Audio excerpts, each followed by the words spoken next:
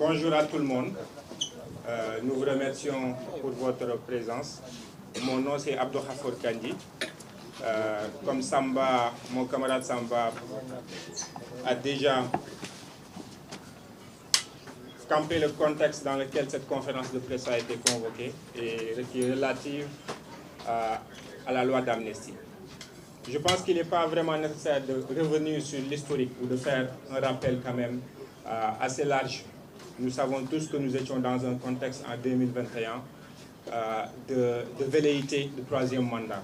Nous étions dans un contexte d'élimination de candidats. C'est ce qui nous a amené des violences, c'est ce qui a amené des gens à sortir, à manifester.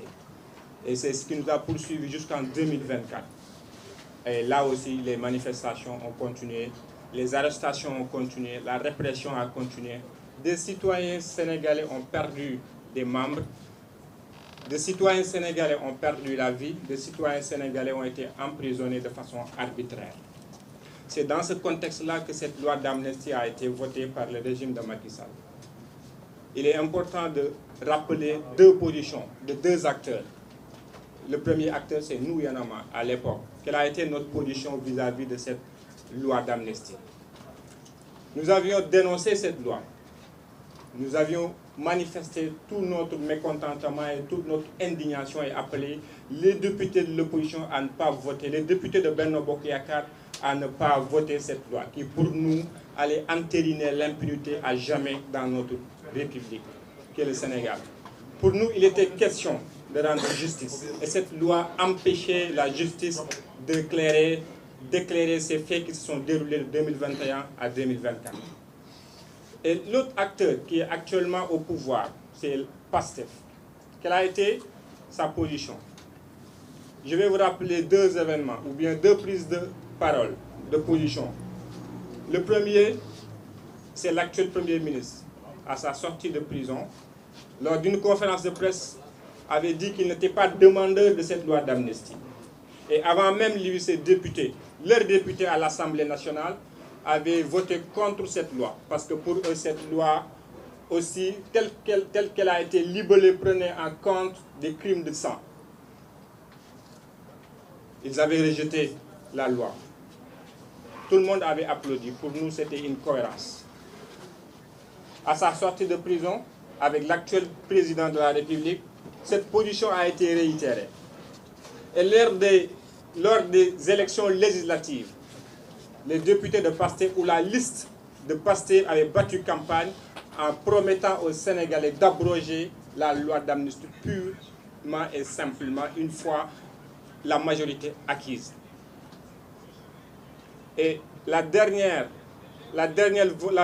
prise de position qui quand même a réitéré cette position de PASTEF a été lors de la déclaration de politique générale du Premier ministre Ousmane Sonko, qui avait dit que dans les jours, semaines, mois à venir, son gouvernement allait saisir l'Assemblée nationale par un projet de loi pour abroger la loi d'amnistie.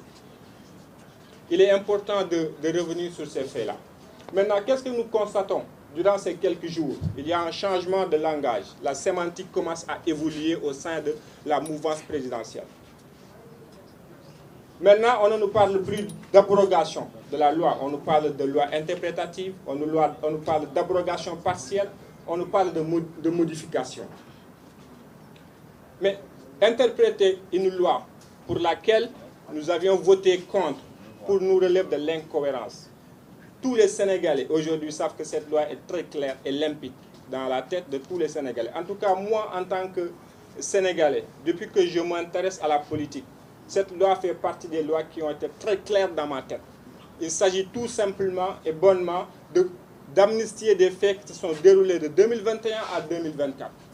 Il n'y a rien à interpréter dans cette loi. Pourquoi aujourd'hui PASTEF voudrait interpréter cette loi pour laquelle il avait voté contre? Pour nous, cela relève quand même de l'incohérence. Et l'autre incohérence, c'est pourquoi couvrir d'immunité des acteurs qui sont pour le moment inconnus. Les actes qu'ils ont commis sont pour le moment ne sont pas élucidés. Qui sont ces acteurs? On nous dit, oui, il y a des acteurs qui sont sortis pour apporter des réponses politiques. pour poser des actes politiques. Ok, qui sont ces acteurs? Pastef nous dit, nous ne connaissons pas qui sont ces acteurs. Nous ne savons pas ce qu'ils ont fait, mais il faut de toute façon les couvrir d'immunité. Cela pour nous relève de l'incohérence. C'est comme nous dire, aujourd'hui, moi je sors avec ma voiture, je vais au travail. Sur le chemin, je fais une infraction. Ok, mais l'infraction ne peut pas m'être imputée parce que l'acte premier a été d'aller au travail. C'est incohérent. C'est incohérent tout simplement. Laissons la justice identifier ces acteurs et voir qu'est-ce qu'ils ont à poser comme acte. Est-ce qu'il s'agit d'actes de crimes de sang? Aujourd'hui, oui, Pastef dit qu'il voudrait éclaircir ces crimes de sang ou ces crimes ou délits, tout simplement. Mais pour le moment, nous ne savons pas qui est impliqué dans ces crimes de sang. Quels sont les acteurs? Et ça, c'est justement une justice indépendante et tout simplement une loi d'abrogation de la loi qui pourrait nous permettre d'aller vers cette justice-là.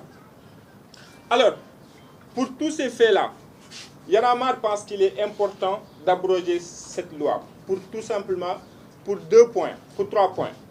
Le premier, c'est qu'il s'agit du contexte national. Il faut aujourd'hui que Pastef et tous les acteurs politiques, et là ça me permet aussi de parler de ces politiques qui étaient là, qui avaient voté cette loi, notamment les députés de Benno Bokk Yakaar ou tout simplement les alliés de Benno Bokk Yakaar qui avaient voté cette loi. Et maintenant, ils sont dans l'opposition, ils sont en train de défendre l'abrogation de cette loi. Cela ne leur donne pas de la crédibilité. C'est eux qui nous ont amenés dans cette situation. Il faut le rappeler.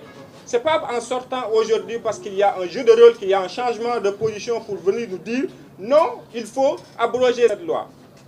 Je pense que non, cela ne vous donne pas la légitimité. C'est vous qui nous avez menés vers cette situation dans laquelle nous sommes actuellement. Quoi qu'on puisse dire, cette loi n'est pas encore votée, cette loi n'est pas encore promulguée. Il y a une volonté. Et c'est pour ça qu'il y en a marre comme d'autres acteurs s'insurgent pour que cette loi soit stoppée, cette proposition de loi soit stoppée et qu'on parte vers l'abrogation pure et simple de cette loi. Et pour revenir sur ce contexte national, ce sont des Sénégalais, ce sont des citoyens sénégalais qui sont sortis manifester. Ce sont des citoyens sénégalais à qui on a imputé les mains, à qui on a torturé dans les prisons. Cette question dépasse de loin Pastef, dépasse de loin les partis politiques. Et pour exemple, nous, il y en a marre, cette question nous concerne. On parle aujourd'hui de ramener 2000 et quelques prisonniers. Si cela devrait être le cas, nous, on pourrait être touchés par cela parce que notre coordonnateur qui est là, Aliou Sané derrière moi, a été emprisonné dans ce même contexte. Si aujourd'hui on peut évoquer cette réponse-là pour dire qu'il y a risque d'amener encore ces gens vers la prison, nous allons perdre notre coordonnateur. Et un autre camarade sorti, peut-être bien.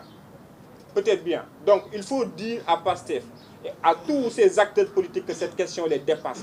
Pour une autre preuve, on parle de réparation.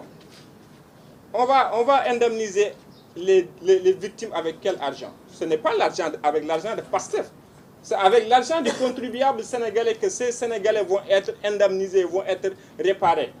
Donc ça concerne tous les Sénégalais. Tous les Sénégalais ont la responsabilité de se lever et de dénoncer ce qui est en train de se passer.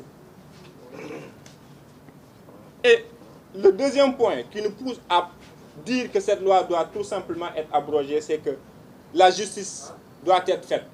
Et si aujourd'hui on délimite le champ d'application ou l'exercice de la loi à la justice, ça n'empêche pas une bonne rédition. Il ne faut pas dire à la justice, ok, il faut régler cette question, mais il ne faut pas regarder de ce côté-là. Parce que pour nous, c'est de cette façon-là que nous interprétons cette loi interprétative de Pastef, qui vise à couvrir quand même d'immunité certains acteurs que nous ne savons, que nous ignorons pour le moment. Quels ont été les actes qu'ils ont y à poser? Nous les ignorons. Il faut donc laisser à la justice d'éclaircir cette question. Le dernier point qui nous motive à dire que cette loi doit être abrogée, c'est qu'il s'agit de promesses présidentielles. C'est le président de la République, sa coalition en tout cas, qui avait battu campagne pour dire que cette loi allait être abrogée une fois au pouvoir. Qu'est-ce que ce président attend? Il faut aujourd'hui rappeler à Diomaye Diakhar Faye qu'il avait promis aux Sénégalais d'être au-dessus de la mêlée. Être au-dessus de la mêlée ne se résume pas tout simplement à démissionner de son poste de secrétaire général de PASTEF. Être au-dessus de la mêlée, c'est aussi de pouvoir trancher, même en allant à l'encontre de son parti, parce que cette question est en train d'être politisée par les députés de PASTEF. C'est ça la réalité, c'est ça la vérité. Il faut que lui, le président qui a théorisé Djubal Djubanti, nous prouve qu'il est aujourd'hui dans cette voie, dans cette perspective. Il est aujourd'hui important que le président Diomaye Diakhar Faye, qui avait convoqué les assises de la justice et dont des recommandations fortes allant dans le sens de l'abrogation de la loi ont été émises par des Sénégalais qui avaient pris part, des victimes même qui avaient pris part à ces assises-là, que le président puisse entendre leur voix. Il avait promis pour les recommandations qui n'ont pas une incidence financière de les appliquer. Et oui, cette recommandation d'abrogation de la loi faisait partie des recommandations des assises. Qu'est-ce qu'il attend pour abroger la loi purement et simplement, au lieu de nous amener une loi interprétative ou une loi qui modifierait la loi d'amnistie initiale? À quelle fin? Pourquoi?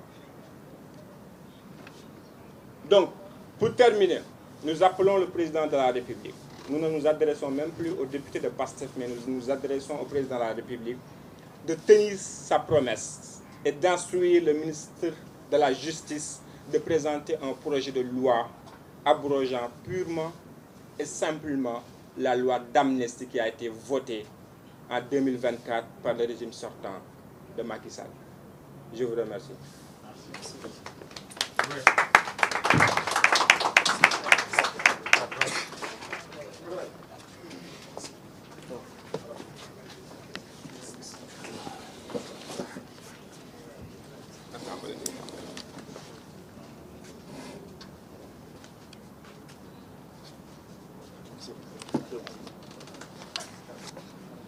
baax na ñu dem.